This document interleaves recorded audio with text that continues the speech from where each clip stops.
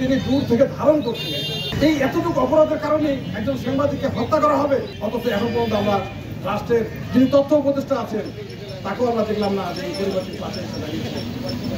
আমরা পুলিশ ভাইদেরকে ধন্যবাদ দেব, কারণ আমি গতকাল রাত্রেও আমরা দেখেছি যে দুজনকে গাজীপুরে কোনো এক মহিলা গ্রাম থেকে দুজনকে গ্রেপ্তার করেছে এবং হয়তো ৬-৭ জনকে তারা গ্রেপ্তার করেছে, কিন্তু এই গ্রেপ্তারি শেষ নয়।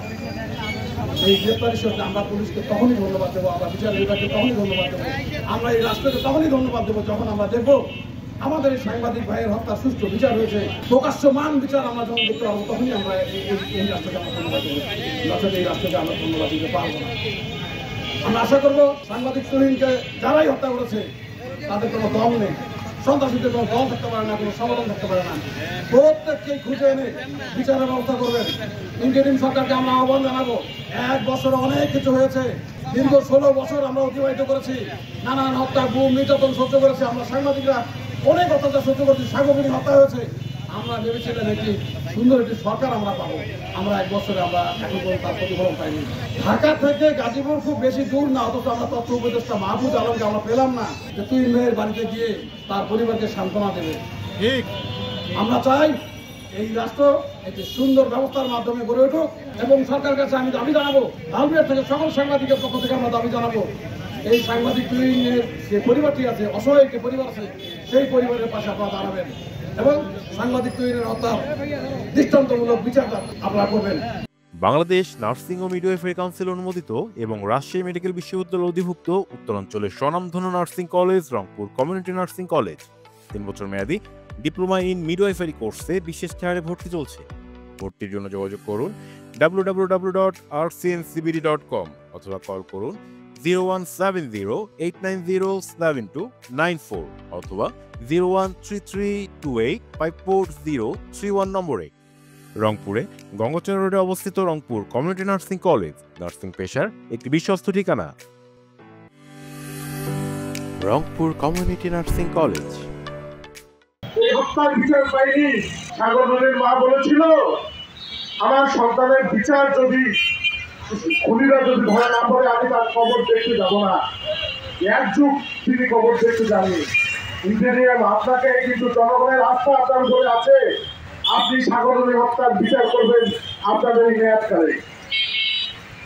আমরা যখন দুর্নীতির কোনো সংবাদ প্রকাশ করতে যাই তখন সাংবাদিকদের এই দুর্নীতিবাদরা সাংবাদিকদের বিরুদ্ধে মাইকিং বের করে, সাংবাদিকদেরকে নির্যাতন করে, সাংবাদিকদের উপরে হামলা মামলা দেয়। আপনাদের প্রশাসনের লোকজন এই তো দেখেছেন যে তুমি আনোয়ারকে যখন পাক ফেলে দেয় আমাদের পুলিশ ভাইরা দাঁড়াই দেখে, তারা খুশি হয়। দয়া করে ইঞ্জিনিয়ার আপনাদের প্রশাসনকে ঠিক করে। আমাদের তো অস্ত্র নাই, আমরা অস্ত্রহীন, আমাদের কলম আছে, আমাদের কলমের স্বাধীনতা আপনি রক্ষা করে। এই তুহিনকে যারা হত্যা করেছে ইতিমধ্যে 5 জনকে গ্রেপ্তার করা হয়েছে এবং যারা জড়িত তাদের সকলকে গ্রেপ্তার করে দ্রুত বিচারের আওতায় আনতে হবে। দেশ নয় সারা বিশ্বে আলোচিত সেটি আমরা দেখছি প্রকাশ্য শত শত মানুষের সামনে মব সন্ত্রাসীরা প্রকাশ্য অস্ত্র নিয়ে, তলোয়ার নিয়ে, রামদা নিয়ে একজন সাংবাদিকের উপর চড়া হয়েছে এবং সাংবাদিকের প্রকাশ্যে হত্যা করেছে। এমন একটি প্রাণী আমরা দেখলাম না, একটি বিবেকবান মানুষ আমরা দেখলাম না ওখানে প্রচুর করলো কিংবা পুলিশ প্রশাসনের কেউ সেখানে এগিয়ে যান। একটি অনৈতিক কর্মকাণ্ডে ভিডিও ধারণ করতে গিয়েছিল, এটি সাংবাদিকদের কিন্তু সহজ পেশা। সাংবাদিকরা কিন্তু এটা কাজটি করবেই, সাংবাদিকদের কিন্তু দিন রাত নাই, 24 ঘন্টায় সাংবাদিকরা কাজ করে। তাই সেখানে সে ভিডিও করতে গেছে, যাওয়ার পরেই কিন্তু এই অপ্রীতিকর ঘটনা ঘটছে।